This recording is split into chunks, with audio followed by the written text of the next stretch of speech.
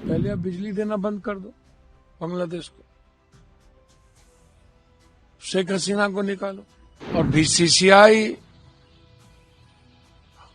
खेल को भी राजनीति और गंदी चीजों से देखती। यही काम बीसीसीआई पाकिस्तान में क्यों नहीं किया? जब आप गेम खेलने चले गए थे तो वहां पैसे समेटना था। पाकिस्तान और हिंदुस्तान के नाम पर आपको राजनीति करनी थी। पहले आप बिजली देना बंद कर दो बांग्लादेश को, शेख हसीना को निकालो। जितने उद्योगपति पूंजीपति वहां पर शेयर हैं, जितने उद्योग की कमाई है, जितने को आपने वहां पर स्थापित किया है, पहले उसको बंद करो। उसके तो कोई लोग नहीं मारे जा रहे। जितने लोग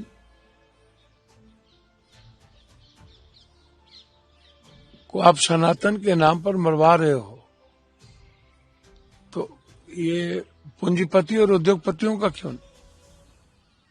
और उसके बाद चावल का व्यापार तो आप कर ही रहे हो,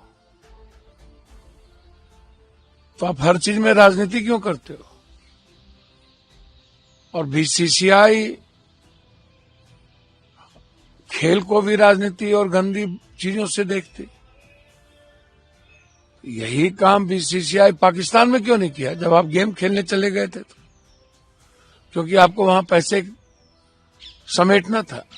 पाकिस्तान और हिंदुस्तान के नाम पर आपको राजनीति करनी थी। ये बिल्कुल गलत है और मैं इसे सही नहीं मानता। आरएसएस से बात करना बहुत जरूरी है। लव जिहाद, अब आप किससे ये सब भी है? कोई मुद्दा बचा है क्या? सारे बीजेपी, सारे नेताओं के, बीजेपी छोड़ो, सारे नेता पदाधिकारी और बड़े पूंजीपति उद्योगपतियों का बेटा बेटी तो लव जिहाद में ही फंसा रहता है। उस धर्म की शादी उससे, उस हिंदू की शादी मुसलमान में, मुसलमान की शादी हिंदू में, सिख की ईसाई में, ईसाई की सिख में। कोई दलित आईएएस हो गया, पता भी चलता है कि किससे शादी हो गई। आम आदमी के साथ कोई मुस्लिम आईएएस हो गया, हीरो हो गया, पता भी चलता है कि किससे किसकी शादी हो गई।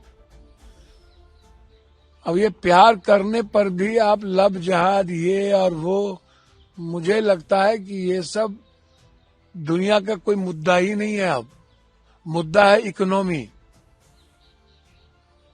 मुद्दा है ट्रंप का आतंक, मुद्दा है तेल, मुद्दा है गैस, मुद्दा है तीसरी third world war.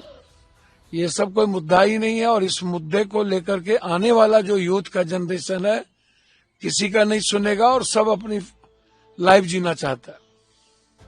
Ankita Bhandari case में कोई हाई पॉलिटिक्स लीडर का कुछ मुझको तो समझ में नहीं आता। सैया भेल कोतवाल तो अब डर काहे का? भैया सुरसुर और मुरमुर मुद्दे भी हम, मुद्दाले भी हम। तो एसपी पहले ही दुनिया कह चुकी है, कोर्ट कह चुका है कि तोता होता है जिसकी सरकार उसकी बात होती है, जिसकी लाठी उसकी भैंस। तो एसपी क्या कहेंगे? एसपी क्या करेंगे? आप बताइए ना। तो खुद एमएलए की पत्नी और उसी के दल के लोगों ने कहा है, देखे गए हैं। तो साइंटिफिक जांच हो गई क्या एसपी साहब? तो यदि नहीं है तो सीबीआई इंक्वायरी करा लीजिए, उस पर दिक्कत क्या है? और हाई कोर्ट, सुप्रीम कोर्ट के जज के मॉनिटरिंग में करा लीजिए। दूध का दूध, पानी का पानी हो जाएगा। सीबीआई इंक्वायरी करा लीजिए। हम चाहते हैं सीबीआई इंक्वायरी हो। सर, कमिंग टू द, और कल रात को उनके प्राइम मिनिस्टर को भी ड्रग केस में प्रोसेसिंग करके अंदर लिया है, उन्होंने को और उनकी वाइफ को भी।